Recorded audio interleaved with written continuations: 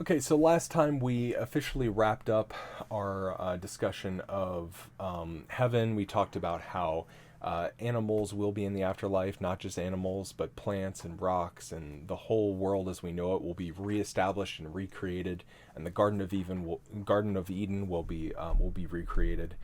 But there are a few questions remaining, and we didn't really have time to get to them, so this video will just quickly cover all of those questions, and we will start with.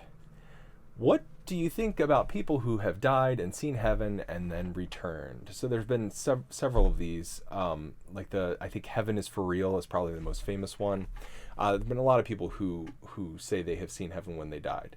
First of all, you have to start with the obvious possibility that people are hallucinating, people are making up stories. Obviously, that's a possibility. But setting those aside, let's assume that these people actually really did see heaven when they died. If we assume that they really did see heaven when they died, there's still a couple of problems with their own testimony that I wanted to point out. And this is why, by the way, when I went through these PowerPoints talking about heaven and hell, I didn't really use any of those examples because I think there's some issues with trusting the word of mouth account of these people. Chief among them being Heaven is for Real was about a kid. I don't remember how old he was, but he was very young. And if you've ever heard a kid explain something to you or tell you about a trip that he or she had, kids are terrible narrators. They're really bad at telling stories, and they're bad at remembering details, even important details. Think about a kid who goes to Disney World for the first time, and then you say, hey, tell me what Disney World was like. I mean, if you relied on that kid's explanation, you would think that there were like flying cars and giant mices walking around, talking to people, signing autographs. Like it's crazy, right? And that's just Disney World, which is something we actually have a pretty good grasp on. If you imagine a kid who's been exposed to the beatific vision and seen God's glory face to face and seen what heaven is actually like, and that kid comes back and then tries to tell you about it, I mean, I don't know. Yeah, it's interesting. It's cool to hear those stories, but I don't think that we can take those accounts as factual because we don't really know how well these people are relaying the information that they saw. And yes, some of the people who've had these near-death experiences are adults. I don't really trust adults any more than kids because when you're talking about the relative difference in intellect between an adult and a child, there's really no difference in comparison to the whole eternity of the glory of God and existence in the afterlife. And it's sketchy. So moving on. I got this question from like 5 or 6 people about whether ghosts were real or whether the spirits of those who have died could come back to like quote unquote haunt us. So I think we quickly need to talk about this. Again, actually, because we have talked about this in class, but let's really quickly just talk about what this could mean, if anything. So first of all, I'll say we don't know everything. I don't know everything. You don't know everything. No one knows everything about the universe. And we have to stay open to mystery. We have to leave open the possibility that there are things in this world we don't understand. Having said that, I want to start here. 99% of ghost stories or haunted houses have been proven to be hoaxes. People who claim to be able to talk to the dead, I think, are almost across the board just trying to scam people out of money, which is a really messed up thing to do. And then you have that 1% that seem to not really be explained through science. So science can't find answers to some of these things. So then we have to say, okay, well, of that 1% of ghost stories, is there any truth to this? Is it possible that some of these people are actually my dead relatives who are coming back and trying to communicate with me?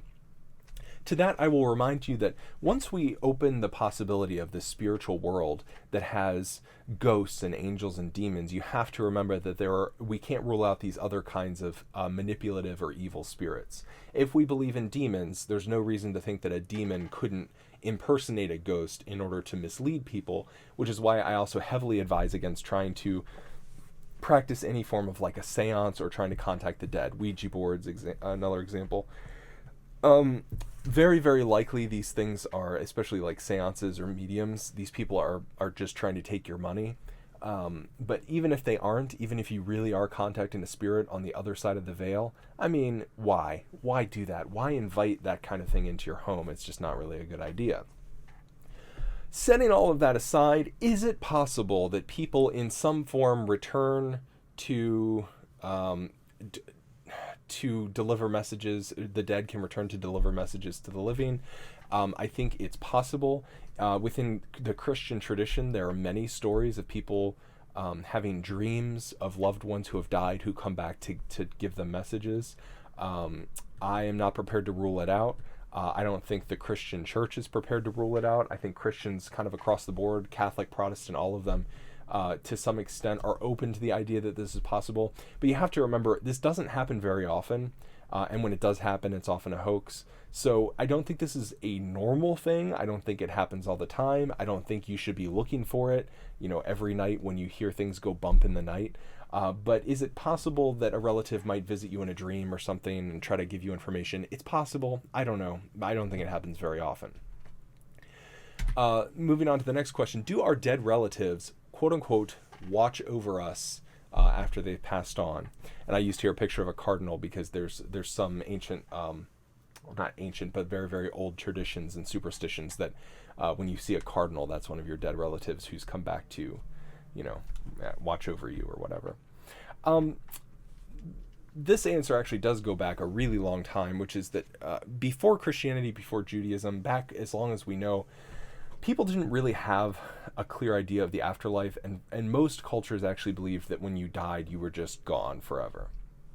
Christianity was actually kind of innovative when they came up with this idea that love lasts forever. The love you have for somebody, the love you have for your family and friends is something that extends beyond death, and so it even reaches into the afterlife, that you still have a kind of relationship with someone who has died. That's a very Christian idea. It was very original to Christianity. And Christians today still believe that the dead are still part of our lives. Just because they've passed on, they've died, doesn't mean that they're gone or that they're not a part of our lives anymore. We believe that the living and the dead we're all part of the Christian church. And one day we'll all be reunited when we all get to be in heaven together. For right now, we're sort of separated. But we're only separated physically because we can no longer physically interact with those people. That doesn't mean that we can't still try to communicate with them. And this, by the way, is where the idea of Protestants and Catholics sometimes argue about this, the idea of praying to the saints being the Christians who have died before us. There's this perception that in the Catholic Church, when you pray to a saint, that the Catholics are practicing a kind of idolatry, like you're praying to someone who isn't God. And obviously that's a great point. You should never put more emphasis on talking to one of your dead relatives than you do on talking to God. You should always be praying to God first and foremost.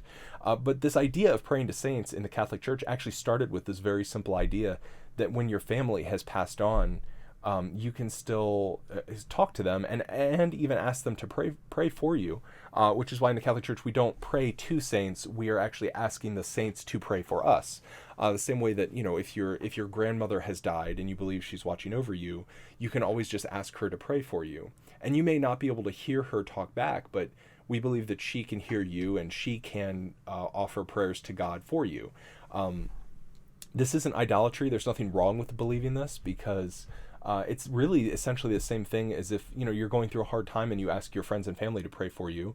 You do that anyway when they're alive. Why would you stop asking them to pray for you once they've died? So that's basically the core of that, the history of calling on people who have died to pray for us. That's where that started. Okay, so that's where we're going to stop. I think I've answered all the questions. If not, please let me know. This is now part 4 of our Afterlife series, and I think we're finally actually done this time. So thank you for watching. Goodbye.